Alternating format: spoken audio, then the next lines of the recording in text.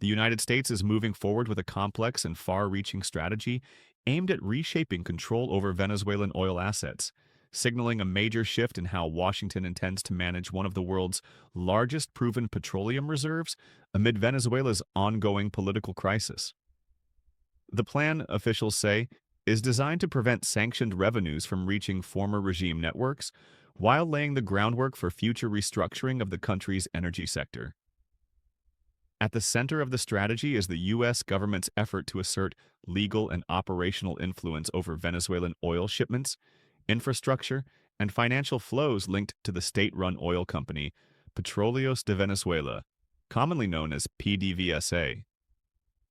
Over the past several months, U.S. authorities have expanded sanctions enforcement, seized Venezuela-linked oil tankers, and filed forfeiture actions in U.S. courts targeting vessels, cargoes, and proceeds tied to unauthorized oil exports. Administration officials describe these actions as part of a broader plan to secure Venezuelan oil assets until a political transition is completed. According to senior U.S. officials, the objective is not permanent confiscation, but temporary control aimed at preventing revenue diversion, corruption, and sanctions evasion. Officials emphasize that oil remains Venezuela's most valuable national resource, and that mismanagement and illicit sales have contributed to the country's economic collapse. The strategy reflects Washington's view that oil revenues have long sustained political elites and security structures accused of corruption and human rights abuses. By restricting access to those revenues, U.S. policymakers believe they can accelerate political change while preserving the underlying value of the assets for a future government recognized by the international community. One key component of the U.S. plan involves legal mechanisms. The Department of Justice has filed multiple civil forfeiture cases, arguing that certain oil shipments and vessels violate U.S. sanctions laws. These cases are intended to establish court-approved authority to seize assets and redirect proceeds into restricted accounts. Officials say these funds would be held until they can be transferred to a Venezuelan government deemed legitimate by Washington. In parallel, U.S. financial regulators are tightening oversight of transactions involving Venezuelan crude. Banks, insurers, shipping companies, and traders have been warned that any involvement with unauthorized Venezuelan oil exports could expose them to penalties. This has effectively narrowed the pool of entities willing to handle Venezuelan oil, further centralizing U.S. leverage over the sector. The U.S. strategy also includes coordination with allied governments and regional partners.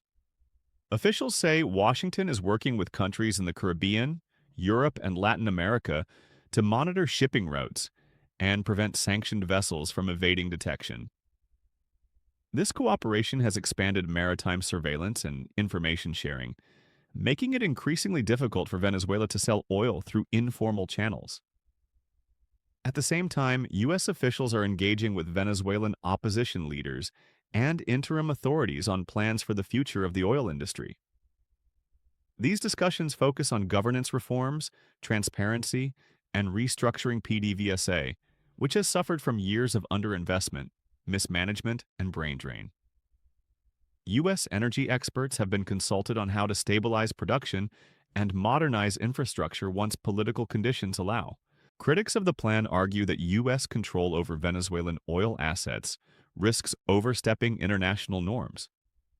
Some legal scholars question whether unilateral sanctions and asset seizures amount to de facto appropriation of another country's resources. They warn that such actions could set precedents that other powers might exploit in future conflicts. Supporters counter that the approach is grounded in U.S. law and international sanctions regimes. They argue that extraordinary measures are justified by the scale of corruption and humanitarian crisis in Venezuela. According to U.S. officials, safeguarding oil assets now is essential to preventing long-term damage to Venezuela's economic future. Energy analysts say the implications extend beyond Venezuela. Any sustained disruption to Venezuelan oil exports affects global supply dynamics, particularly for heavy crude grades used by refineries in the United States and Asia. While current market impacts have been limited due to reduced Venezuelan production, analysts caution that longer-term effects could emerge as geopolitical tensions reshape energy flows. Inside Venezuela, reactions to U.S. plans are mixed. Opposition figures aligned with Washington say the measures are necessary to prevent further looting of national wealth. They argue that oil revenues must be preserved for rebuilding the country's economy, restoring public services, and addressing humanitarian needs. Others, including some labor groups and nationalist voices, express concern that foreign involvement in the oil sector could undermine sovereignty. They warn that prolonged external control may complicate future negotiations and fuel domestic resentment, even among those critical of past leadership. As Washington continues to refine its approach, officials stress that the strategy is evolving. The goal, they say, is to balance pressure with preservation, limiting harmful exploitation of oil assets while ensuring they remain viable for a future Venezuelan government. The coming months are expected to bring further legal actions, diplomatic negotiations, and policy announcements as the United States clarifies how long it intends to maintain control mechanisms and what conditions would trigger a transition to new management of Venezuela's oil wealth.